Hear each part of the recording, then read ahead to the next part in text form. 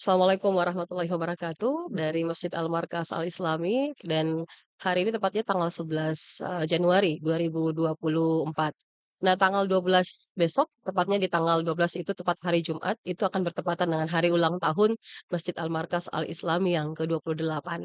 Saat ini saya tengah bersama dengan, Prof. Basri Hasanuddin yang merupakan, Ketua Yayasan Masjid Al-Markas Al-Islami. Kita akan berbicara terkait dengan sejarah Masjid Al-Islami yang kabarnya juga ada kurang lebih, berapa panjang, Pak, ada tiang, Prof, ya, dan ini sejarahnya juga mendirikan masjid sebesar dan semegah ini juga butuh proses yang tidak panjang. Mungkin bisa dijelaskan terlebih dahulu, Prof. Basri, silakan. Terima kasih. Assalamualaikum warahmatullahi wabarakatuh. Ya. Jadi masjid yang sekarang kita kenal sebagai Masjid Al-Markas ini Ya. dibangun di atas lahan Universitas Kampus Lama Universitas Hasanuddin Ya. yang kita kenal sebagai Kampus Baraya waktu itu ya. Ya, betul. Jadi karena kampus yang lama ini akan pindah ke tempat yang baru, maka Jenderal Abi Yusuf Ya. melirik tempat ini untuk bisa menyebarkan kenang-kenangan bagi Sulawesi Selatan. Ya. Beliau ingin mendirikan sebuah masjid megah di Sulawesi Selatan ini Ya. bertempat di bekas lokasi di kampus Universitas Hasanuddin. Saya kebetulan waktu itu sebagai rektor, jadi tidak terlalu sulit. Transisinya gampang. Dan Prof. Amiruddin juga Gubernur Sulawesi Selatan, yang juga mantan rektor UNHAS, sehingga proses peralihan itu sebagian dari lahan UNHAS untuk pembangunan masjid itu bisa terlaksana. Masjid ini bangun di atas lahan seluas 3 hektar. 3 hektar. 3 hektar. Seluruhnya sebenarnya 7 hektar. 7 hektar. 7 hektar masih sedikit dalam urusan ya. Dan masjid ini seperti saya katakan tadi dibangun di atas lahan seluas 3 hektar dengan 260 tiang panjang yang digali pada kedalaman 200 meter. 200 meter. Jadi memang kita menemukan waktu itu direncanakan bahwa masjid ini bisa bertahan puluhan tahun, bahkan kalau bisa puluhan tahun lah. Dan insya Allah dengan konstruksi yang cukup kokoh itu masjid ini akan bisa bertahan untuk waktu yang cukup lama ya.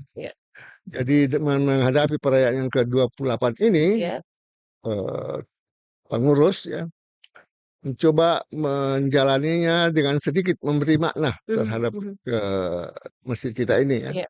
Mensyukuri nikmat Tuhan atas adanya Jenderal Yusuf yang punya cita-cita mulia dan adanya kampus yang siap ditempati untuk ini. Alhamdulillah semua terlaksana dengan baik.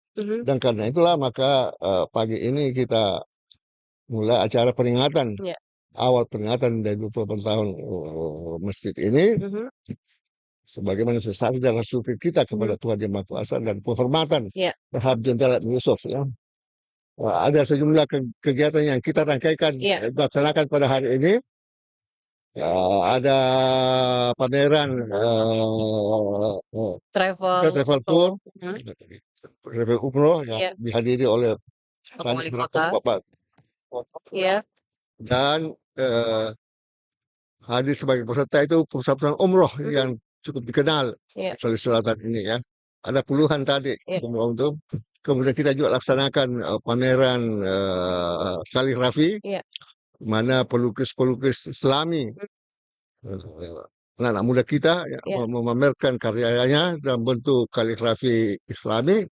Tadi ada sejarah Nabi Musa misalnya. Ada sekarang yang populer sekarang ini kerisuhan di Gaza sana karena Palestina. Jadi alhamdulillah cukup meriah tadi. Sampai Pak Wali Kota juga sempat membeli satu karya seni dari peserta ya. Supaya itu tentang Palestina ya. Nah, kemudian kita juga mungkin besok itu akan kita resmikan juga perpustakaan Al-Markas yang semakin modern, makin bervariasi, makin modern, digitalisasi. itu akan kita resmikan besok. Jadi itulah sebagai penghormatan kita terhadap Jenderal Yusuf Iya. dan apa namanya syukur ya atas tetap utuhnya dan tegaknya masjid ini di sini kita bisa manfaatkan untuk sebesarnya kepentingan umat di Sulawesi Selatan ini. Iya, Pak Prof, ini kan kalau tadi sudah dikatakan bahwa proses proses perpindahan yang tadinya dibangun lahan kampus dan sekarang sudah berdiri masjid, kalau boleh tahu sejarah Prof sebagai ketua yayasan itu sudah berapa tahun dan ada tidak, kendala-kendala yang, dirasakan Prof selama berada dan mengawasi masjid ini? Sebenarnya ada rencana besar dari Jenderal Yusuf Oke. dengan masjid ini, Mhm, yaitu di samping masjid sebagai pusat ibadah, iya, saya juga Pak Yusuf juga menyelesaikan membangun mhm, pusat pendidikan ya iya. di tanah di depan masjid ini sekitar 4 hektar gitu ya. Oke. Sebenarnya DPR Sulsel itu sudah Memberikan memberikan menghibahkan mungkin? menyetujui untuk Menyetujui, menghibahkan oke. tempat ini Mhm. itu 4 hektar itu bagi pemanfaatan Lahan pendidikan? pendidikan, tapi ya ada kendala-kendala teknis yang masih Eee, di anu ya. iya, Mudah-mudahan waktu dekat sikat mendatang itu bisa bisa teratasi. terwujud ya. Itu menjadi salah satu kendala selama 28 tahun Masjid Al-Markas, Prof? Hmm. Itu menjadi kendala? Ya Eee, antara lain sih. antara lain ya? Antara lain. Heeh. Banyak banyak ya, banyak dulu yang mengklaim ini Oke. sebagai tanahnya ya. Mhm, mhm. Banyak yang tidak lancar lah. Ya. Kalau boleh tahu Prof, ini Masjid Al-Markas, tanah dengan luas 3 hektar ini, itu sudah bersertifikat, dengan atas nama Masjid Al-Markas sendiri? Sudah Sudah bersertifikat sudah ya, berpindah ya, berpindah? ya Oh, ini sudah Al-Markas ini. Al-Markas punya sendiri. Jadi bukan lagi dari kampus, jadi sudah dibalik nama Prof ya? Ya, ya, ya sudah. Sudah balik nama. Nah Prof, di usia 28 tahun Masjid Al-Markas ini kira-kira apa yang, diharapkan Prof Basri selaku ketua yayasan Masjid Al-Markas untuk, apa ya, lebih lebih menghidupkan, masjid ini Prof?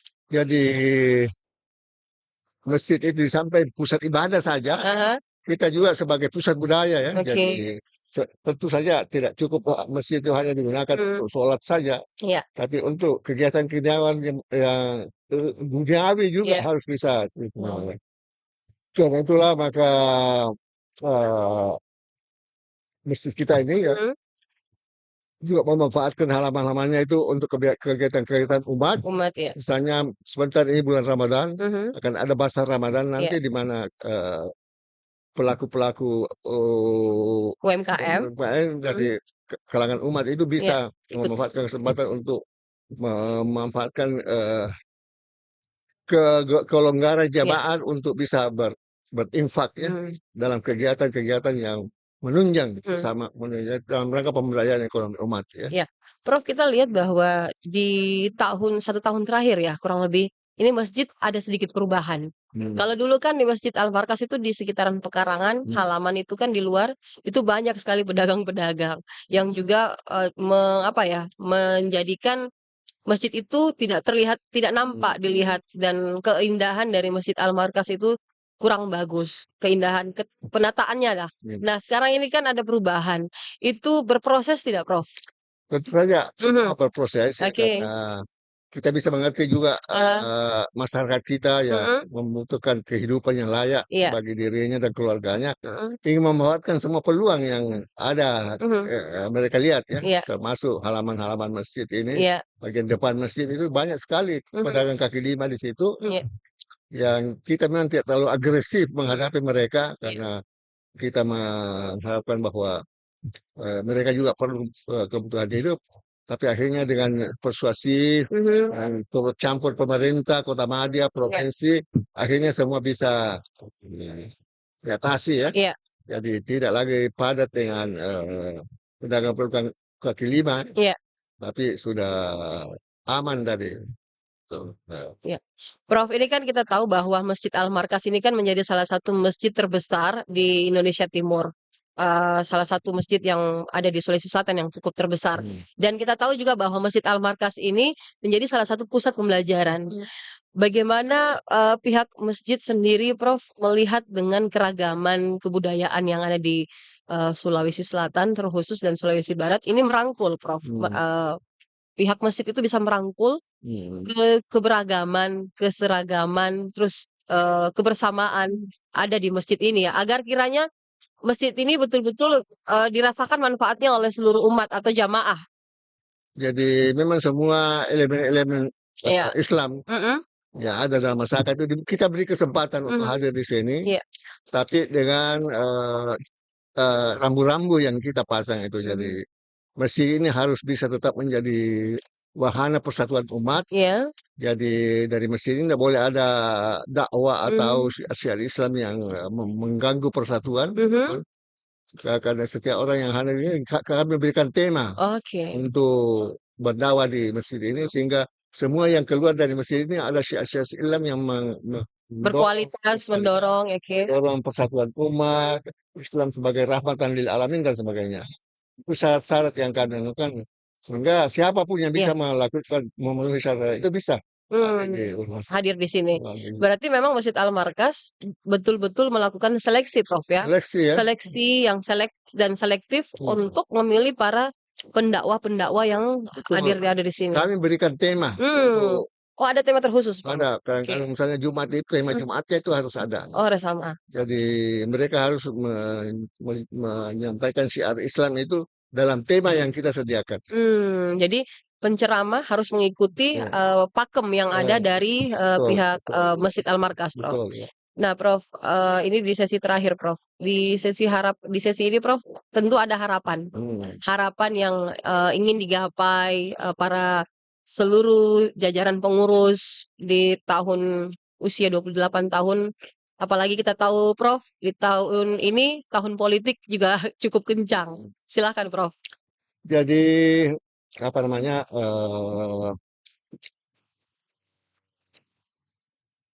Harapan. Ya, harapan kita jadi sekarang tadi sangat terbuka masjid kita ini bagi mereka yang punya niat baik ya untuk menyiarkan secara luas pikiran-pikiran tentang Islam yang tetap menjamin ke persatuan umat sebagainya. Karena itulah maka kita selalu menjaga itu, mengundang siapapun juga. Di tahun politik ini, siapa saja yang berminat untuk menyampaikan hal-hal yang bagus tentang pikiran-pikirannya, konsep-konsepnya tentang Islam yang bagus, kita bisa siarkan dari masjid ini. Tetapi masjid ini tidak boleh menjadikan wahana untuk ajang politik dan kampanye. Ya. Akan kita jaga itu ya. Karena saya katakan bahwa masjid ini dengan seorang jenderal yang menghabiskan seluruh hidupnya untuk kepentingan bangsa dan negara, maka masjid kita ini akan menjadi garda terdepan dalam memelihara dan menjaga kesatuan dan persatuan umat. Itu yang akan kita tetap jadi pegangan kita. Pegangan ya. Ya, baik. Terima kasih banyak Prof Basri sudah memberikan sedikit gambaran terkait dengan sejarah berdirinya masjid ini, dan juga mudah-mudahan menjadi pembelajaran untuk pendengar dan seluruh yang menonton melalui channel YouTube kita, bahwa Masjid Al-Markas punya sejarah dan juga punya pakem atau aturan yang memang harus dipatuhi. Nah, harapannya tentu saja masih tetap akan seperti yang sama, mempersatukan umat, tidak memecah belahkan, dan menjadi masjid salah satu pembelajaran di wilayah Sulawesi Selatan dan Sulawesi Barat. Terima kasih banyak Prof atas waktunya bersama dengan kami. Sempat menyampaikan pandangan-pandangan dari kami. Baik, terima kasih banyak Prof Basri. Nah, demikianlah sahabat Ras, rangkaian talk show kita di kegiatan HUT dari Masjid Al-Markas Al-Islami yang ke-28. Usianya tidak lagi, ini kalau boleh kata usia-usia masa-masa ABG. Masa-masa ABG yang tentu saja bisa memberikan dampak yang cukup bagus ya bagi generasi selanjutnya ke depan. Terima kasih Prof atas waktunya. Assalamualaikum warahmatullahi wabarakatuh.